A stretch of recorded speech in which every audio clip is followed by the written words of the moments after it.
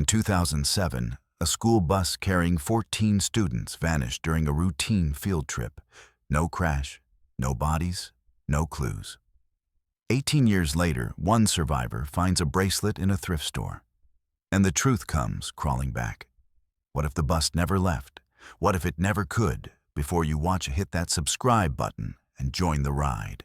This is the story of the bus that didn't return. Claire hadn't been back to Delpine, Vermont in almost 7 years. The town was exactly as she remembered, a single blinking streetlight at the four-way stop, clapboard houses with paint that peeled each winter and tried again every spring, and a gas station that doubled as a diner in a bulletin board for every lost cat bake sale in town hall. Warning her father's house smelled like old wood and lemon floor polish, the kind of smell you only get from a life lived quietly for too long. Claire dumped her duffel by the door and found her father asleep in his recliner. One slipper off the TV, murmuring through closed captions about highway construction. He looked older, thinner too. She pulled the blanket over him gently and went outside needing air. That's when she saw the thrift store. It wasn't there before. Just across the road from the town's only post office was a squat building with a crooked sign, Second Chances, the kind of place run by retirees and stocked by basement. Curious and with nothing better to do. Before sunset, Claire crossed the street and the bell above the door jingled with sharp cheer. Inside, dust hovered in lazy beams of fading light. A woman in her 60s stood behind the counter, humming along with a cassette tape that warbled Hotel California New in Town. She asked, smiling without really looking. Returning, Claire replied, her voice low. I grew up here. The woman squinted family, ran her eyes widened. You're Dan Wren's girl. Claire nodded. Clay. Well, I'll be the woman, said, as if that explained everything. As she returned to her humming, Claire wandered the aisles, knitted sweaters, chipped mugs, vintage toys, all the memories nobody wanted anymore. And then she saw it in the jewelry case. Nestled between tangled chains and cracked plastic rings was a silver charm bracelet. Small, delicate, with only 3 charms, a music note, a tiny dog, and the letter J. Claire's breath stopped. She knew this bracelet. It belonged to Janie Delcourt. Janie had been her best friend in 7th grade. She sat behind Claire in math, whispered during roll call, and always smelled faintly of cinnamon gum. She was funny, insecure about her teeth, and she never took that bracelet off. Except Janie hadn't come back from the trip. Neither had 13 other kids, and it had been a school bus trip to Bear Hollow Preserve, and one bright October morning in 2007, and the bus never returned. No crash, no wreckage, no bodies. They'd called it a tragedy. Mechanical failure, possible misdirection search underway. But after 3 days, the headline stopped after a week. The school held a memorial with no photos, just a list of names. And then they never spoke of it again. Claire had been sick that day. Fever, strep throat, a lucky illness. She stared at the bracelet for a long time. Where did this come from? She asked the woman behind the counter. This bracelet.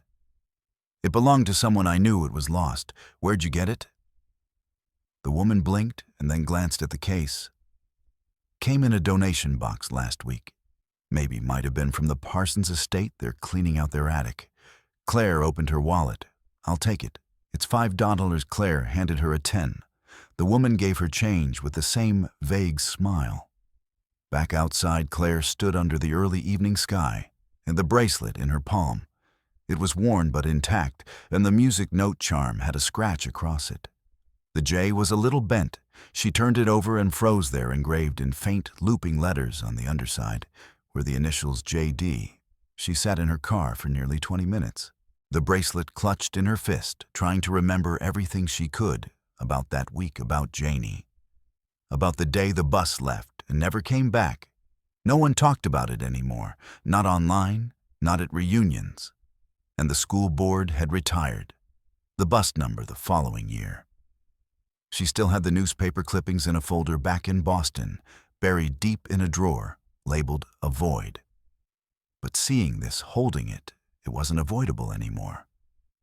This was proof, and proof meant someone had lied. Claire looked out across the road at her childhood home. Her father was probably still asleep, the town hadn't changed, but something inside her had she reached for her phone and opened a new note. Missing. October 2007, Bear Hollow field trip, 14 students, 1 teacher, no return, no crash site. Claire ran absent due to illness. Janie Delcourt was one of them. Her bracelet just turned up in a thrift store. Claire closed the note and looked at the bracelet again. Janie didn't give things away, and she sure as hell didn't come home to return a bracelet no one else could have had. The past wasn't gone. It had just been quiet, and Claire was about to make it loud. Claire stood outside the old middle school the next morning, her car idling as she stared at the building. Like it was a puzzle she'd forgotten how to solve. It hadn't changed much. Same sagging roof, same front sign with letters missing. Welcome me to LPA My Deal School. The hedges were trimmed now, but the rusted bike rack still leaned at the same awkward angle, and the flagpole chain clinked faintly in the morning breeze. 14 kids had left this building in 2007 and never come back. Claire turned off the ignition and stepped out, the bracelet tucked in her coat pocket. She hadn't slept much. Every time she closed her eyes, she saw Janie's face, or at least the way her memory had preserved it. And freckles, laughter, the wide grin with one crooked tooth. She had questions now, and she needed answers that weren't just rumors and archived obituaries. The school's front office was surprisingly modern inside, fluorescent lights, fresh linoleum, and a digital check-in system. The receptionist looked up from her computer with a forced smile. "Can I help you?" "I'm Claire Ran. I used to attend here, class of 2008. My dad's Dan Ran. He taught shop class." The woman perked up. "Oh, Mr. Wren. Yeah, he retired a few years back. How's he doing, slowing down?" Claire said, "I'm helping out while he recovers from surgery." "Well, welcome back. What can we do for you, Claire?" Hesitated, actually. I was hoping to take a look at some old yearbooks, maybe records from around 2007. The woman tilted her head. "What for? I'm writing something." Claire lied. "Personal project. I was out sick during the field trip, the one where, well, you know." The receptionist's expression tightened. "We don't really keep that stuff anymore. There was an audit a few years ago, cleared out a lot of old records." Claire raised an eyebrow. "An audit, yeah. The board had a compliance review, updated privacy protocols and all that." She tapped her nails against the desk, then leaned in slightly. "You're looking for someone specific?" Claire paused. "Janie Delcourt. She was my best friend." The woman's face fell. She glanced around, then lowered her voice. "Sweet girl, that whole thing. It was awful. We weren't even allowed to hold a real memorial in here, yet the board didn't want the younger kids scared." "I found something of hers," Claire said, pulling the bracelet from her coat pocket in a thrift store. "I think it was hers. I know it was." The woman stared at it. "That's..." "Yeah, she used to wear that every day." "I remember the little music note." Claire nodded. "How did it end up in a donation bin?" The woman didn't answer. "Do you have any files at all?" Claire asked. "Anything from that year? I don't need addresses or private data, just names, lists, photos. There's a storage cabinet in the back," the woman said slowly. "Mostly old yearbooks, a few boxes of past student directories. If you want to take a look, I can let you back there for a few minutes." Claire tried not to look too eager. "That'd be amazing." "Thank you." She followed the receptionist through a side door into a narrow hallway that smelled faintly of dry erase markers and cafeteria pizza. They passed a locked teacher's lounge and came to a gray metal cabinet beside a fire extinguisher. "Nothing's in order," the woman warned. "But you're welcome to dig." Claire opened the cabinet and crouched inside were dusty binders, file boxes, and yearbooks wrapped in yellowed plastic. She found the 2006 to 2007 yearbook and pulled it out, flipping quickly to the 7th grade section. There she was, Janie Delcourt, smiling, her hair in twin braids, her smile wide and unaware of what was coming. Claire stared for a moment, then reached for the student directory. A typed list of homerooms and assigned bus numbers. She flipped through the pages, eyes scanning for anything unusual. Bus 7, Bus 14, Bus 18. And there it was, failed trip, October 12th, 2007. Bus 12 teacher Mr. Alan Bear's students list. Redacted, the names had been blacked out, every single one. Claire felt her throat tighten. There were faint imprints beneath the redacted ink signs. The names had once been there. Someone had gone through this file by hand and censored it. She reached for her phone and took a photo of the page. You find what you were looking for. The receptionist called from down the hall. Claire slid the yearbook back into place and stood sort of back outside. Claire sat in her car, staring at the photo on her phone. The redacted names, the teacher's name, Alan Baird. She didn't remember him well. He'd only taught that year. She opened a browser and searched for his name. Nothing. No social media, no obituaries, no teaching. Credentials in Vermont's online certification database. It was like he'd never existed. Claire felt her chest tighten. The bracelet hadn't been a fluke. The redactions weren't an accident. Someone had gone to great lengths to make sure there was no record of the students who boarded that bus. She opened her note again and added, Bus 12 assigned to Mr. Alan Baird's student list. Redacted, no public record of Bear post, 2007. Janie's bracelet surfaced in 2025. Someone is hiding something. Claire looked back at the school. It wasn't just silence, it was erasure. And someone had pulled the black marker over the past on purpose. The old bus route wasn't on any modern maps. Claire discovered that the hard way after 2 hours of scrolling through archived town council PDFs and long-forgotten newsletters in the library's microfiche room. But persistence paid off.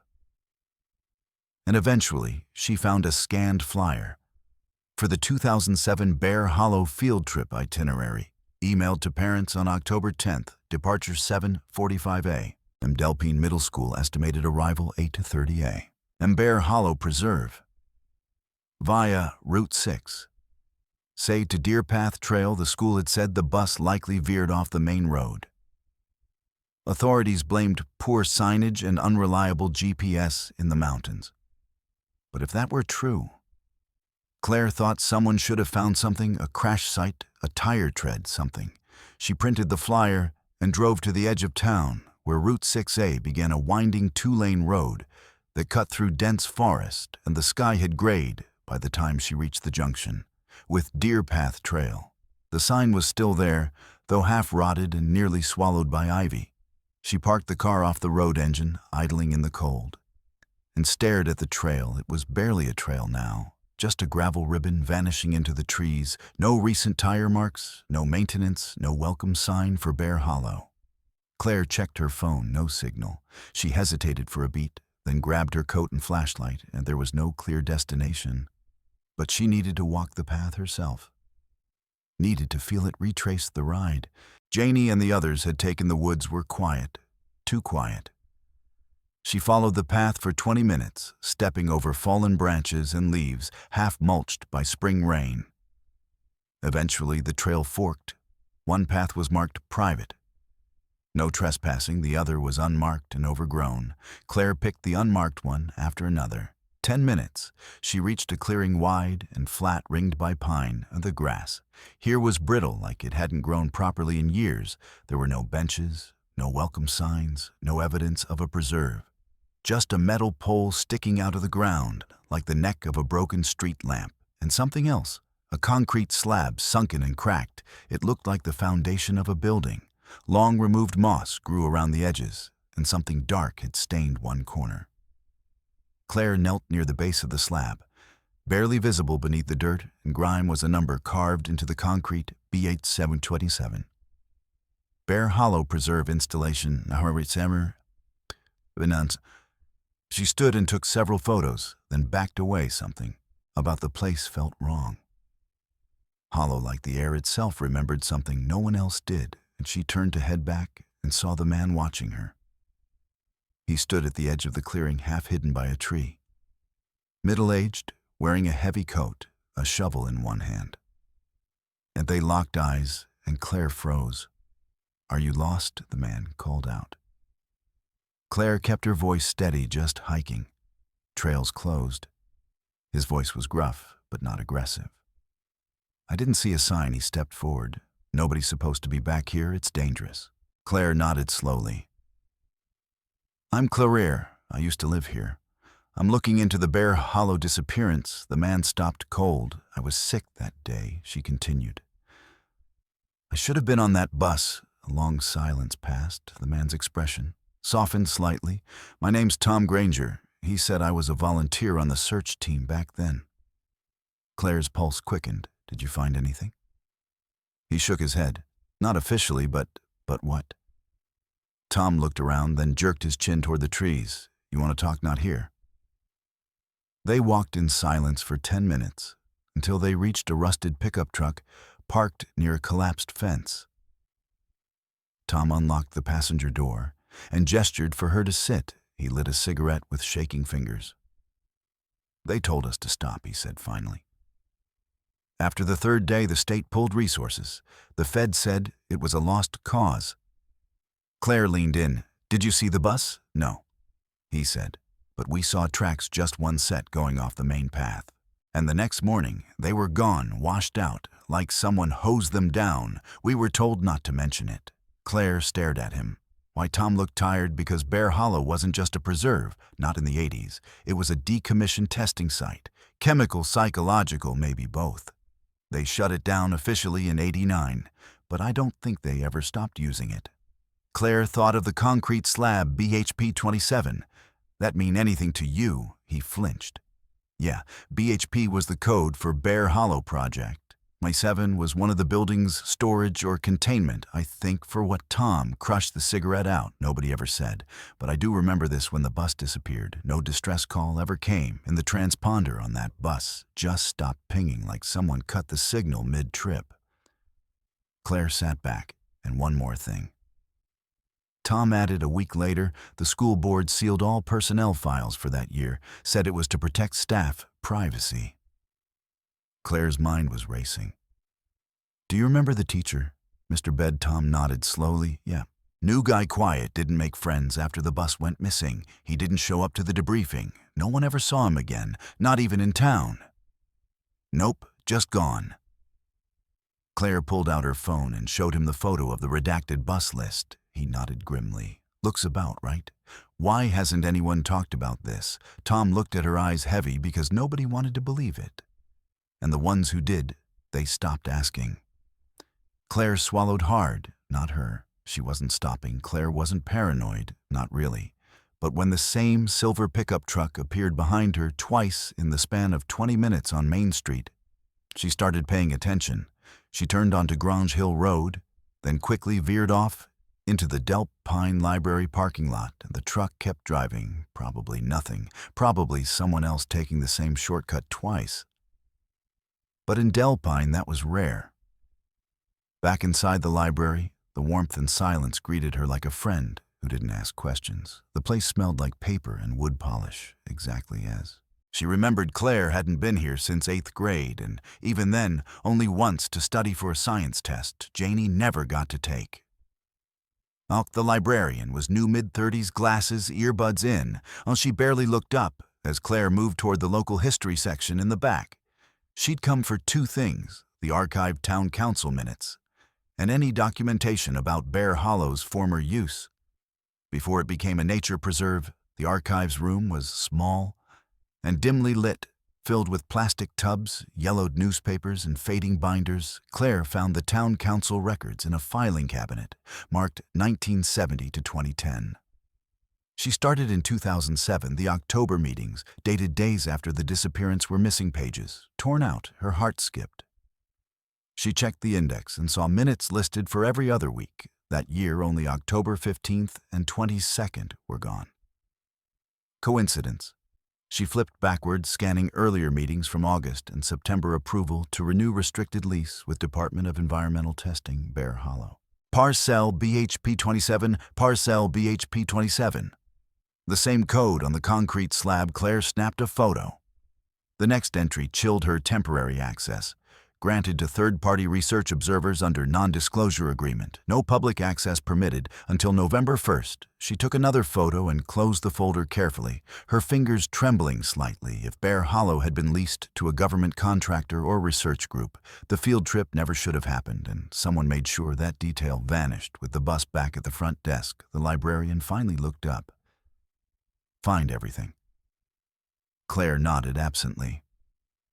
"Do you have any archived newspapers from that week in October 2007? The Delpine Courier, the librarian, tilted her head sure. "But a bunch of local editions from that fall were water damaged a few years back. Flood in the basement. We had to toss most of them." Claire wasn't surprised. Still, she asked to see what was left. They had one issue, October 9th, 2007. The last edition before the field trip on page 3, wedged between an ad for propane and a bake sale announcement, was a short-notice Delpine Middle School to resume Bear Hollow field trip after hiatus following a 3-year pause. The annual trip to Bear Hollow Preserve will resume this Friday. The site was closed during cleanup efforts, but has since been deemed safe by the town council. Claire reread the line 3 times, 3-year pause. No one had ever mentioned that she left the library with copies of everything she could get. As she walked to her car, an elderly man with a dog gave her a long measuring look. "You're Wren's girl," he said flatly. Claire stopped. "Excuse me." "Dan Wren's daughter, Claire. You're the one digging up the old ghosts." His tone wasn't friendly, just trying to understand what happened. "She said you don't need to," the man muttered. "Nothing's going to change you. Stir it up. All you do is wake the wrong people." He turned and walked off, dog in tow. Claire stood there a moment longer, heart hammering back at her dad's house. She brewed coffee and spread everything across the kitchen table. The photos from the town records, the council minutes, the concrete slab, and the article. She pulled out her notebook. Investigation log, BHP 27, was leased to an unnamed entity weeks before the field trip. October town council minutes are missing. Bear Hollow had been closed for 3 years before the 2007 trip. School board didn't disclose this to parents. Mr. Bear disappeared after the trip. Janie's bracelet surfaced in a public thrift store in 2025. She circled one word, why her phone buzzed a message from an unknown number. "You're asking dangerous questions. Let it go."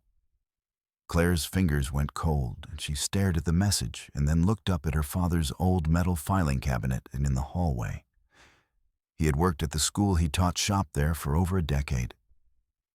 He might not have known what happened, but he knew the staff. She got up and opened the cabinet. Most of it was old receipts, lesson plans, broken mechanical pencils, and worn photos. But near the bottom, she found a folder labeled Personnel, 207. Inside was a list of staff assignments by department. She flipped through until she found Alan Baird, interim science teacher hired, September 2007. Terminated, October 2007. No forwarding address, no resignation letter, just a stamp file closed, do not pursue. Claire stared at it for a long time, then pulled out her phone. She opened her search engine. Alan Baird, Vermont teaching license. No results.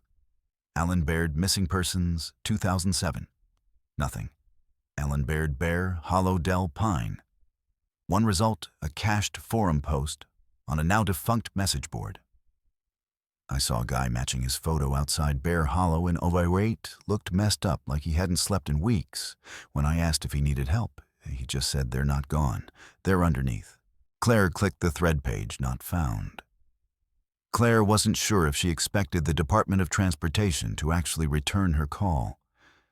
But at 9:42 a.m. the next morning, her phone lit up with an unfamiliar Vermont government number. She took a breath. Answered, "This is Claire. Hi, this is Drew Langley from Vermont State. You left a message asking about school bus GPS records from 2007. That's right, specifically bus 12 from Delpine Middle School, October 12th, 2007. Langley cleared his throat. "Those records aren't exactly easy to find. That system was pretty new. Back then, not all buses had it yet." Claire hesitated. "Did bus 12 have it?" "According to our archived inventory, yes, that fleet was upgraded in 2006. Bus 12 had a basic transponder. It pinged location data every 5 minutes. Claire's pulse quickened. Is there still data from that day? Langley paused. That's the weird part. The GPS unit transmitted normally until 8:14 a.m., about 20 minutes before it should have reached Bear Hollow. Then it stopped. How like someone cut the power or the unit was removed. Last ping came from just past the Deer Path Trail fork. Claire opened her laptop and pulled up a satellite map. Could you send me the coordinates of that last ping? Sure, I can email you a screenshot. But one more thing, what? There was a second signal. Another unit briefly picked up something at 3:17 a.m. the following morning. Same model, same ID. But this time from a location 15 mi north near a defunct rail station. Claire blinked. How's that possible?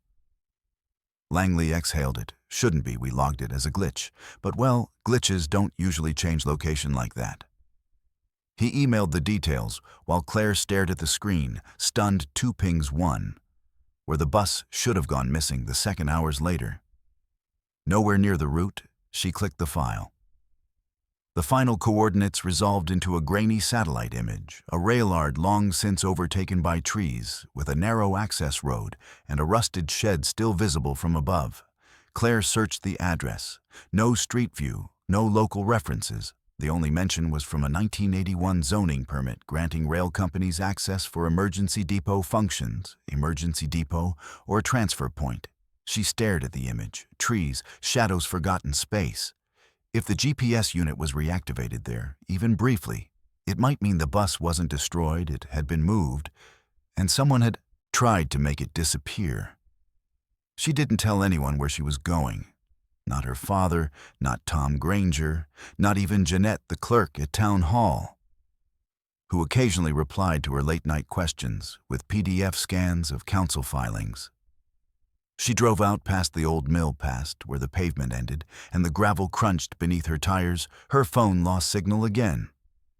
Around mile 10, the railroad emerged behind a curtain of pine trees. A sagging chain-link gate had long since collapsed inward, and the tracks were rusted over half, swallowed by moss. The shed still stood, a rectangular building with flaking paint and no visible windows. Claire parked on the edge and approached on foot. The air smelled of rust and damp soil. The shed's door was unlocked inside, dust, decay, and emptiness, except for tire tracks, faint old. But there, she followed them across the concrete floor until they disappeared beneath a trapped door. Sealed shut with rusted bolts, a chain had once looped through the metal latch, but had been snapped clean, leaving a twisted length dangling. Claire took photos, then turned to leave. That's when she heard it, a soft crack, branches breaking behind her. She froze, footsteps 1, 2, crunching across the gravel outside the shed. She stepped silently to the side of the door, pressing her back to the wall. Heart-pounding, hands slick with sweat, the footsteps paused, then a low, growly voice. You shouldn't be here. Claire didn't recognize it. Male, older, deliberate, she said nothing. The footsteps moved on, fading. Whoever it was didn't come inside, just lingered long enough to let her know she wasn't alone, and that someone was watching back at her car. Claire drove fast. Her tires kicked up gravel and sent birds scattering from the treetops. She didn't stop until she reached town limits. She pulled into a gas station and checked her phone. Still no signal. She opened her laptop and loaded the photos. The snapped chain, the faint tire marks, the inside of the shed. Then she uploaded everything to a private backup folder titled Field Trip Restricted Access. She added a new note to her log: GPS findings. Last confirmed ping, 8:14 a.m. near Bear Hollow. Unexpected ping, 3:17 a.m. 15 mi north at Old Railard shows signs of vehicle movement and a trapped door. Someone was there today. Unknown male, possibly watching sight. She leaned back in the seat, heart still racing. If the bus had been moved and the GPS signal reactivated briefly, it meant at least part of the vehicle had survived, but the school board never said a word. No one had followed that signal, or worse, someone had and made sure it went nowhere. And the next place on Claire's list wasn't in any official report. It was a gas station just 2 miles down the road from where Bus 12's GPS had cut out on October 12, 2007. It was called Pine Top, a squat brick building with a faded sign, and only 2 working pumps, the kind of place where time felt like it had stopped sometime in the late 90s. Claire pulled in around noon, noting the small, outdated security camera mounted just above the front door. It looked dusty but functional. The man behind the counter was about 70, with white stubble and eyes that narrowed the moment. Claire walked in, pumps broken. Credit only. "I'm not here for gas," Claire said gently. "I'm looking into something that happened years ago." "Then you're wasting your time." He muttered, eyes back on the lottery tickets he was scratching. She took a photo from her coat pocket and slid it across the counter, an old yearbook image of Janie Delore. And the man's eyes flicked toward it, and "She came through here," Claire said. "Or maybe the bus did. October 12th, 2007, early morning. I don't remember, kids," he said too quickly. Claire didn't buy it. There was a bus. It stopped briefly. It would have shown up on your surveillance system. He stared at her a long moment. Then with a sigh, he said, "I didn't say there wasn't a tape." Her pulse quickened. "You still have it." "I shouldn't, but you do." "But you..." He grunted and ducked behind the counter, emerging with a small, dusty box labeled Cam Backup 2007. Claire stared. "You kept it." "I was told to erase everything after that weak power outage did half the job. But this one tape got jammed in the system, never recycled." He slid it across the counter toward her. "It's VHS. Good luck finding a player." Claire took it carefully. "What's on it?" He shrugged. "A school bus pulling into the lot around 8:10 a.m. Driver gets out, checks the hood doesn't go inside, stays parked 5 minutes, then leaves the wrong way, not toward the preserve, toward the back road. And the one they were supposed to avoid." Claire's heart hammered. "Do you know who the driver was?" "Didn't recognize him, but he was wearing the wrong jacket. Not Delpine school colors, looked like a windbreaker, plain black." "What happened when you told someone I didn't?" He met her eyes, because a man came in the next day, said he was with the school board, asked about tapes, told me not to share them. I didn't like how calm he was. "You didn't turn it in." He nodded at the tape. "That is me turning it in." Claire left Pine Top with a VHS clutch, tightly, heart pounding like it would crack her ribs. She drove straight to the only person she knew who might have a working VHS player, Margaret Harker, her father's former colleague, a retired teacher who had taught at Delpine during the 2007 incident. Claire hadn't spoken to her in years, but she remembered that Margaret had been one of the only teachers who publicly questioned the school board's official story. Claire rang the bell on her cottage door. Margaret answered, wearing a cardigan and holding a mug of tea. "Claire ran," she said flatly. "Took you long enough. I found something. Claire said I need your help." Margaret's living room was a time capsule, shelves of annotated classics, cross-stitched wall hangings, and a cabinet filled with obsolete media players you still use. "VHS?" Claire asked. Margaret raised an eyebrow. "The classics don't stream." And they sat on the worn couch, and the old TV buzzed to life. And Margaret inserted the tape, and the footage was grainy, but clear enough. A yellow bus pulled into frame, parking crookedly by the pumps. "That's it," Claire whispered. "Bus 12. They watched as the driver stepped out. He wasn't a teacher, not anyone Claire recognized. Tall, wiry, wearing a black jacket, not a school uniform. He didn't open the door for the students. He opened the hood, checked something, then walked to the side of the bus for a few seconds. He turned toward the camera. Margaret inhaled sharply. "That's not a driver. That's Alan Baird." Claire turned. "You're sure I remember that face?" He wasn't supposed to drive that day. He wasn't. Certified, he was just a temp hire. He taught science barely on the tape. Baird climbed back into the driver's seat, and the bus reversed out. Not toward the preserve, but toward the side access road. Claire paused the tape. "This changes everything," she whispered. "He didn't just vanish. He took them." Claire's investigation log updated. Bus 12 was last seen on Pine Top footage at 8:10 a.m. Alan Baird was driving, not a certified bus driver, wore unmarked clothing. No school ID visible. Bus diverted from assigned route toward unmonitored back roads. School board rep told station owner to erase the footage. Tape was secretly preserved. Bear was complicit. Claire stood from the couch, heart racing. Margaret sipped her tea, slowly. What are you going to do with this? Everything, Claire said. I'm going to find out where that road leads and what it leads to. The back road Alan Baird had taken, the one visible in the VHS tape, didn't appear on modern GPS. Claire had to overlay 2006 county zoning maps with a faded copy of the original Bear Hollow Trail Guide to trace it. It was called Gravel Spur, an old maintenance road used by forestry crews decades earlier, now technically inactive, but it hadn't always been, and she suspected it led to the heart of everything.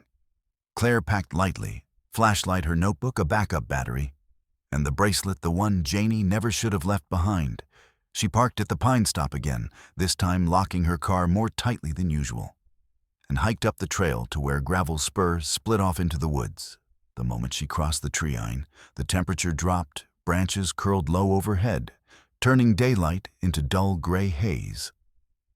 There were no tire marks, no signs of recent foot traffic. But the path was still there, beaten down by time, not completely reclaimed. Claire walked for nearly an hour. She passed a collapsed gate, then a rusted sign bent sideways, property of U.S. Environmental Testing, no entry.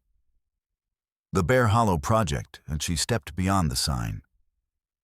That's when she saw the structure, half buried in moss and earth. Concrete walls jutted up from the forest floor, like the rib cage of a dead animal. The entrance was a narrow stairwell, its door long gone. Painted on the frame in cracked red was a number, P27.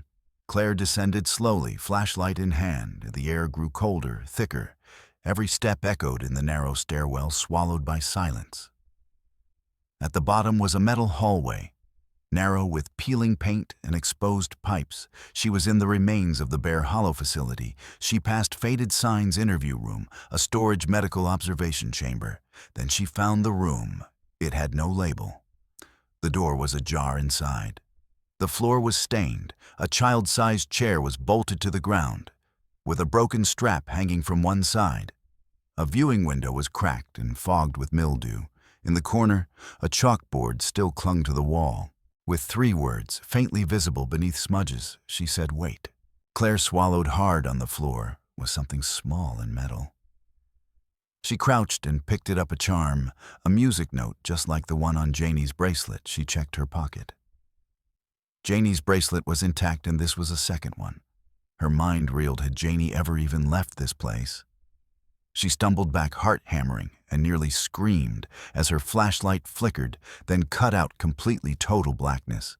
She fumbled for her phone and switched on the flashlight app. It barely cut through the dark, but enough to see the wall ahead of her. There were names scratched into the paint, dozens. Some were legible, some weren't. Natalie B.J. Delcourt, Thomas K. Mendes. No one leaves, not really. They listen, they wait underneath. Claire backed away. The flashlight flickered again. Something was wrong with the air, too heavy, too still.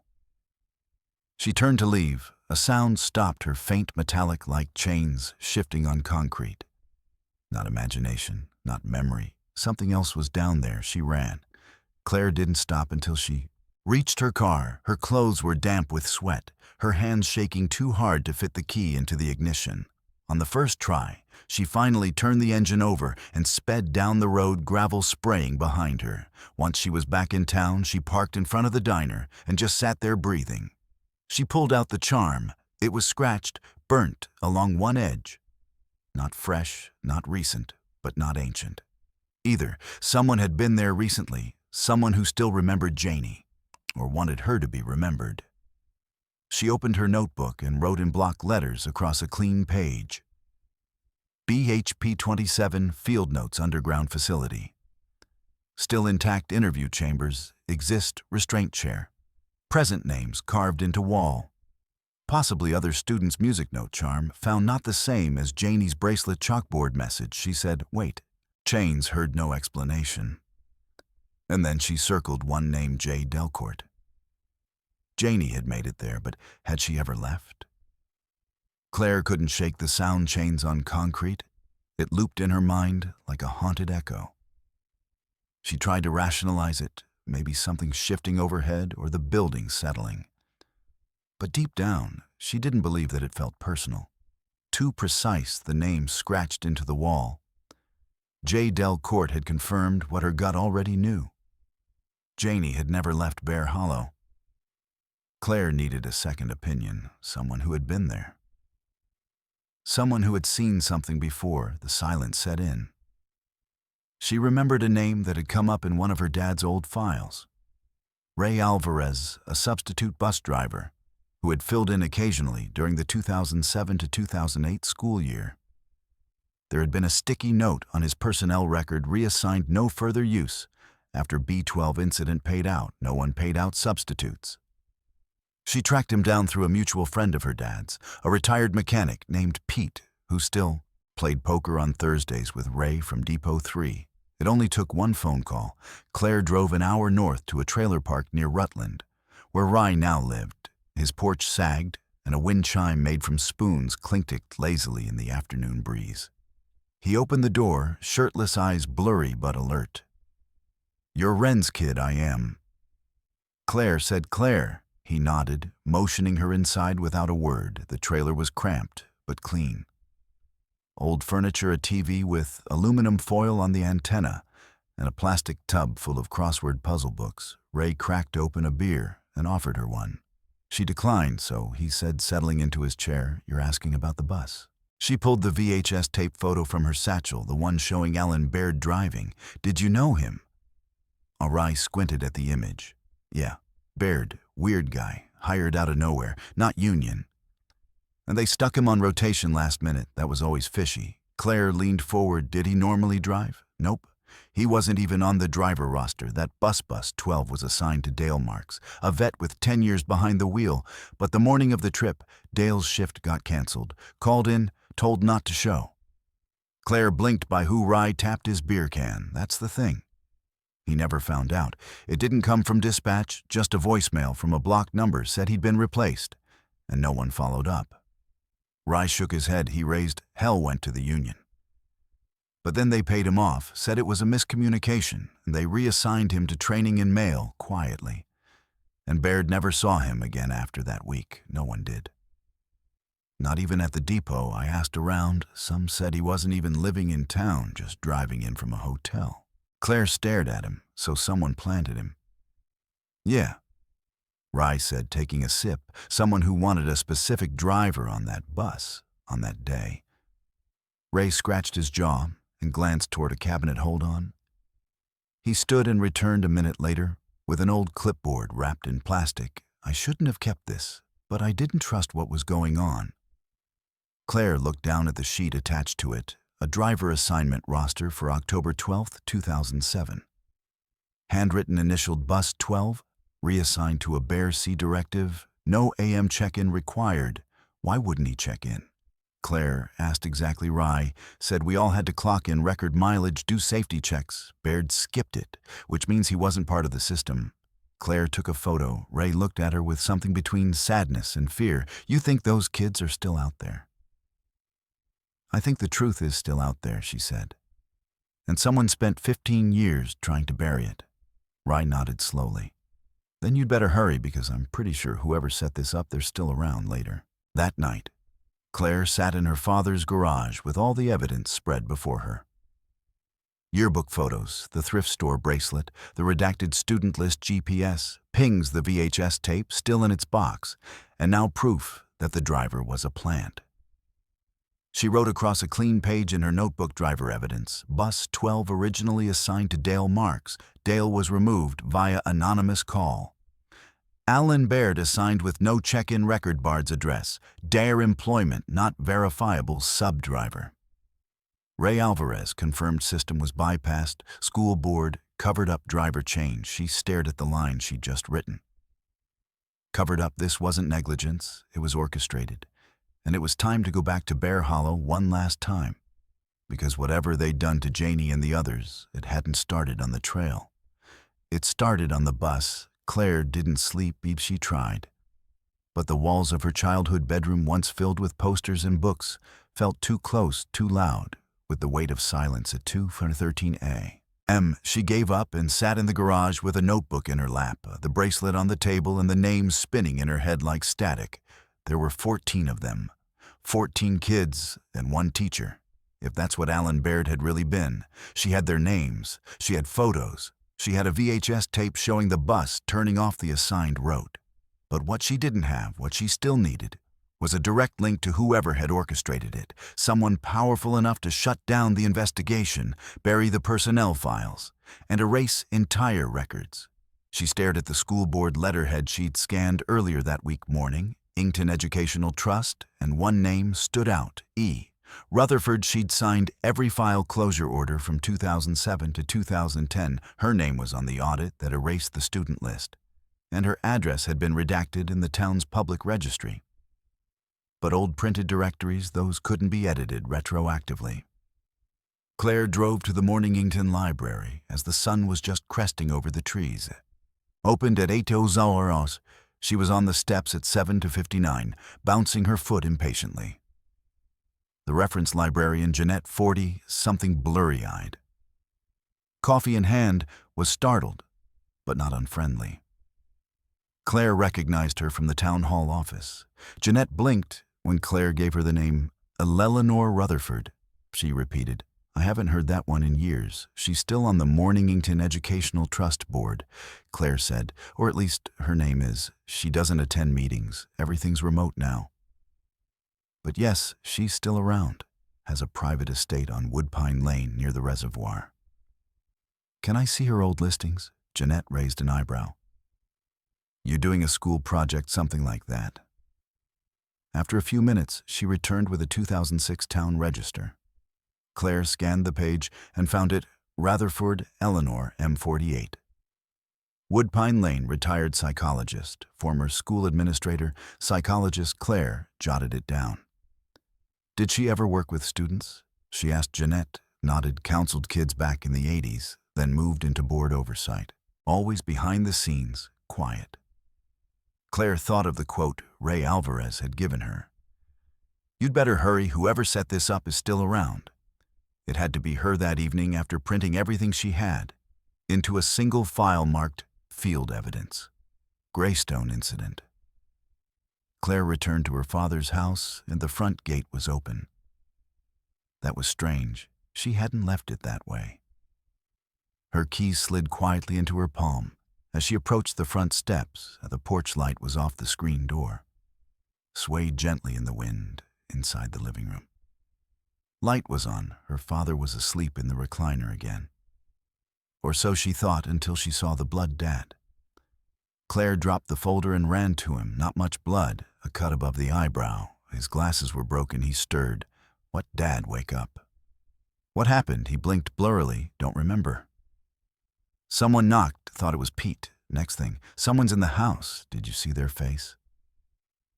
He shook his head slowly. "No, woman. I think small fast. Took something." Claire's heart dropped. She ran to the kitchen where she'd left her satchel on the table. Open, half emptied, and the VHS tape was still there. But the notebook was gone. Her backup, USB gone, the original bracelet gone. Whoever had come wasn't just sending a warning, they were covering tracks. She stayed awake all night, documenting everything she remembered into a fresh file at dawn. A white envelope appeared on the porch. No stamp, no address, just her name. Claire inside was a single sheet of paper. "Stop digging. You're not just stirring the past. You're walking into it. And there's still time to leave, but not much." There was a drawing on the back, a child's sketch in black crayon, a bus, a forest, and below it, a figure in the trees, with no face. Claire's investigation log addendum. "My home was entered. Items stolen. Primary notes. Bracelet. USB timeline. Sketches. Intruder. Left no trace. Father mildly injured. Drawing left behind. Suggests surveillance threat, not idle. They know who I am and where I live." Claire looked at the message one more time. "You're not just stirring the past. You're walking into it. It wasn't a warning. It was a map." And the next place it pointed was Eleanor Rutherford's estate, because whoever this woman had been in 1979, she wasn't just a board member. She had been inside Bear Hollow, and Claire needed to know what she saw. Claire parked a 4-mile down from 48 Wood Pine Lane, killing her lights as the sun slid behind the trees.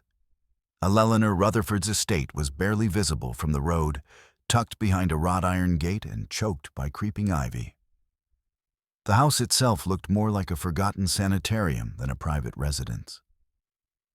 It was quiet, too quiet. No cars, no porch lights, no dogs barking. Just the creak of wind through branches and the soft rattle of something metallic hanging from the rear gate. Claire crouched beside the fence line, pressed record on her phone, and whispered, "Montgomery, 1/8 9:07 p. am approaching residence of Eleanor Rutherford, strong link to Mornington Educational Trust, and the Bear Hollow Project, unknown risk level." She found a gap in the fence where rust had eaten through the links and slipped inside the house loomed above her. Tall and narrow, its siding cracked like dried skin. Every instinct screamed for her to turn around. But she didn't. She was too far in now, too close. She crossed the gravel quietly, avoiding the front door, and made for the side entrance. A sunroom with shattered panes and a door propped open with a stone. Inside, the air was stale, almost chemical, as Claire swept her light across the room, stacks of paperwork, medical files, half-burned photographs. A faint hum buzzed from somewhere deeper in the house, mechanical and low. She passed into the main hallway, and the smell hit her disinfectant and something metallic underneath. She stepped into what once must have been a sitting room. But this wasn't just a home. It was an archive, folders, cassette tapes. Black and white photos pinned to corkboards. The wall was covered in sketches, some drawn with precision, some with the manic swirl of a disturbed hand. Children's names, drawings of the bus dates, times, scribbled numbers, and one word repeated over and over underneath. Claire approached the central desk. An old Realtor tape recorder sat at its center, still functional, labeled Session 47 BHP JD. She pressed play. A girl's voice crackled through the machine, small, afraid, familiar. "I don't want to go back in the room, please. I told you everything." A second voice, calm, female, clinical. "What did you hear last time, Janie?" Silence. "Then it's in the floor. It hums. It talks when we sleep," it said. "We shouldn't leave that. It's hungry and the other's gone, some under some in the dark room. But it's not their fault. You opened it, Janie." "What did you see?"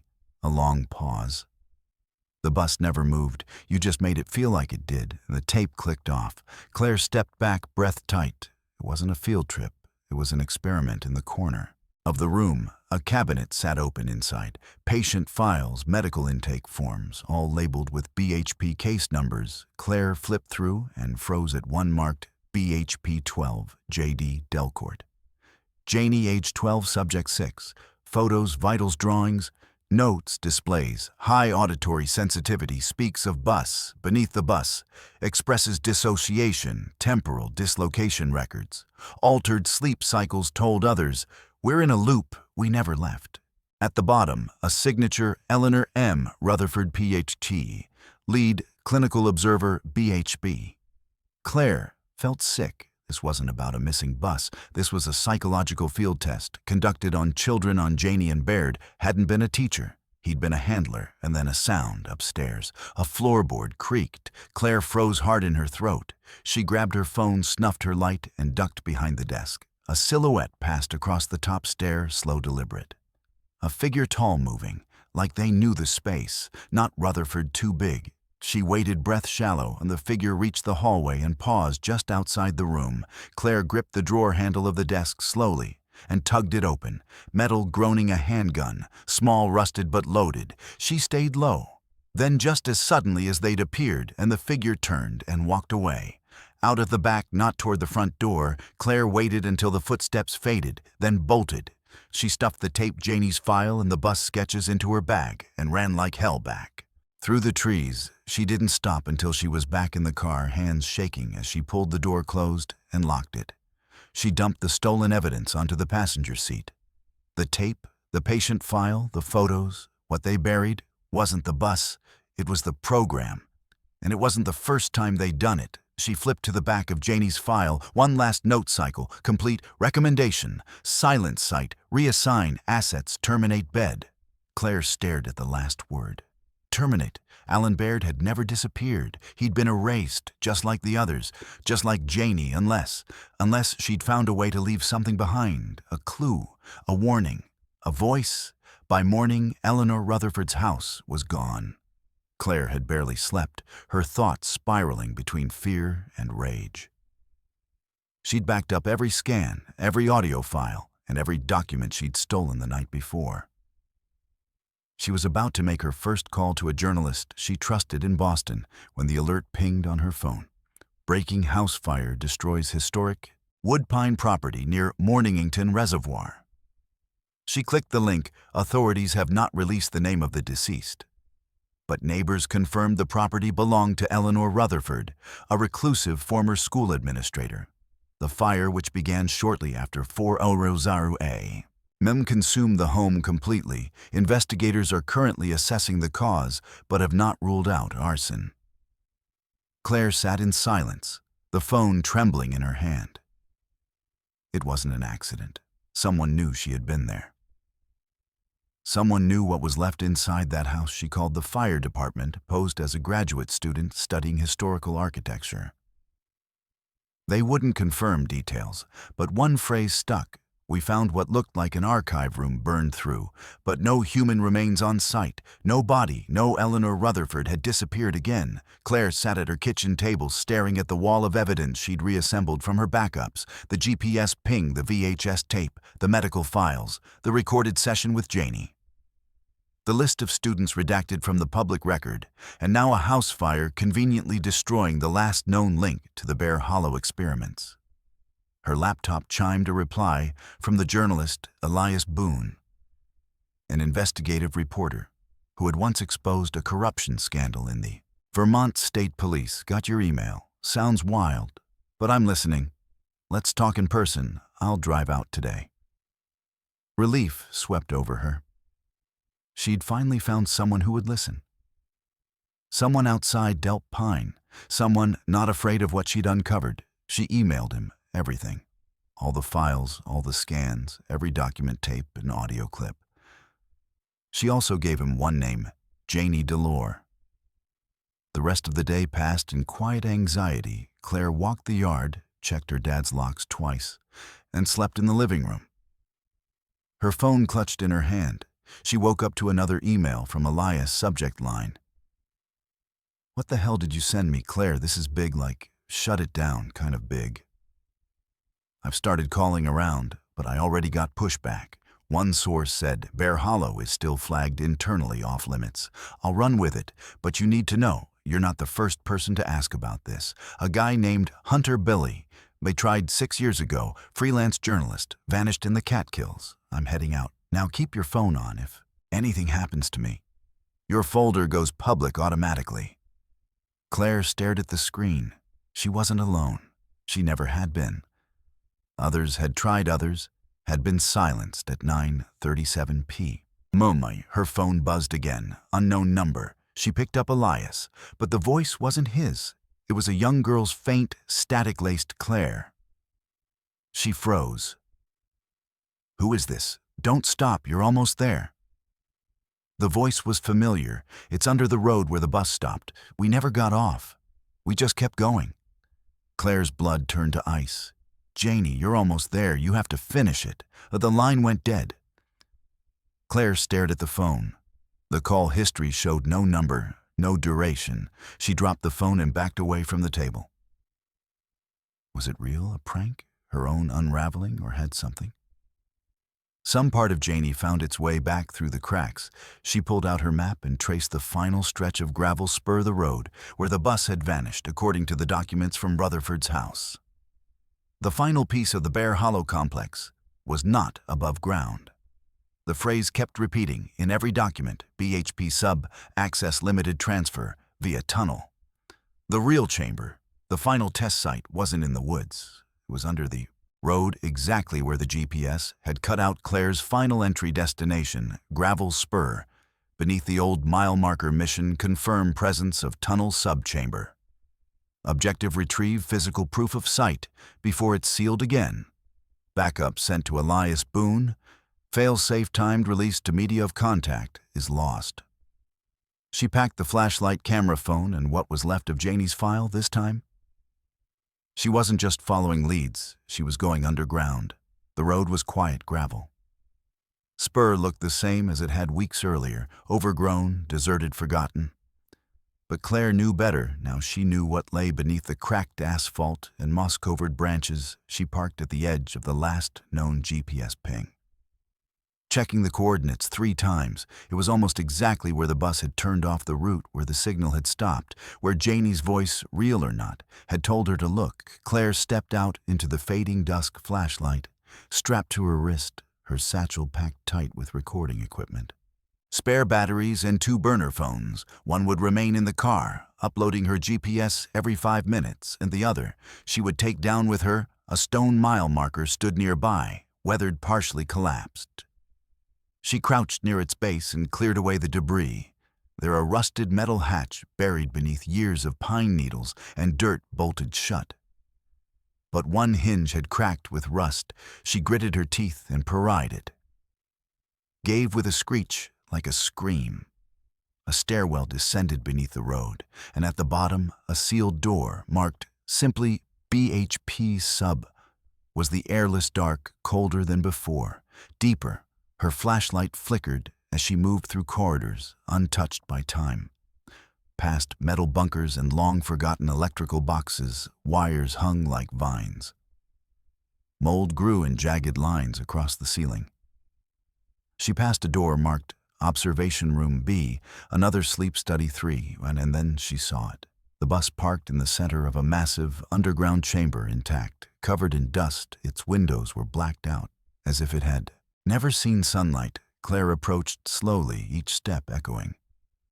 She circled the vehicle, hand trembling as she touched the rusted handle. The door creaked open inside. Seats still stood, some slashed open, others wet with mildew, and on each seat a name tag handwritten in faded marker.